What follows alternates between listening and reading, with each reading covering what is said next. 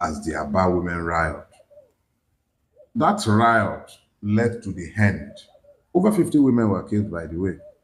But the indomitable spirit of the Igbo women and the ethic Igbo women who were involved ensured that that was the last that was ever heard of the warrant chief system.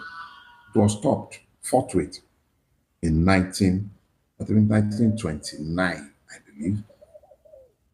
And as it ended, it coincided with a period when Ndigbo had started embracing the reality of colonial administration.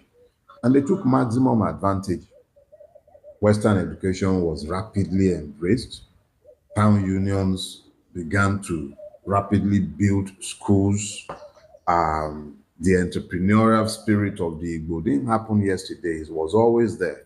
They began to travel far and wide with the colonial administration, became embedded in the administration as the earliest people to embrace Western education in numbers, very large numbers. Christianity and Western education found home in Ala Igbo.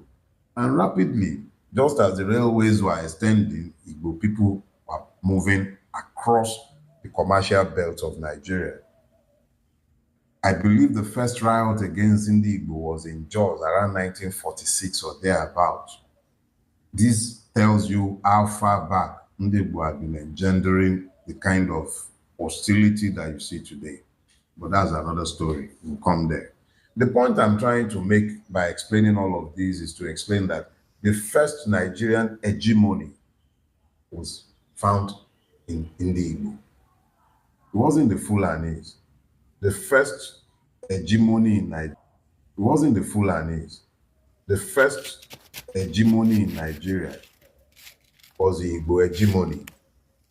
And it is important to talk about this because it provides a backdrop and context for some of the problems that we are still faced with today.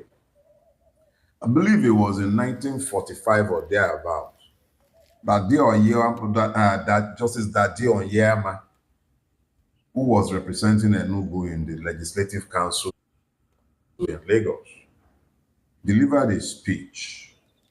And he said in that speech, the domination of Nigeria and Africa by the Igbo is only a matter of time. Let me quote him again.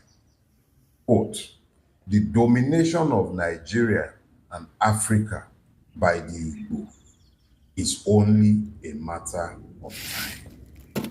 When he delivered this address, remember,